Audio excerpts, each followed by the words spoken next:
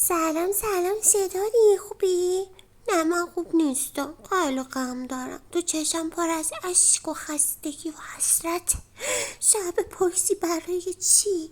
برای اینکه با دوست پسرم دعوام شده. اصلا به من توجه نمیکنه. چرا شما پسر اینجوری؟ با آدم توجه کنین. توجه، عشق، حمایت، عشق. خسته شدم دیگه، ولش میکنم. اصلا اومدم اینجا ببینم میاد نازمو بکشه. یه لایک و سابسکرایب بکن بلکه من یه ذره خوشحال بشم. اون که منو خوشحال نکرد که. خواهش میکنم با هم دیگه خوب باشین. دوستتون دارم. لایک و سابسکرایب یادت نره. فردا بقیه داستانو برات میگم. عرفه.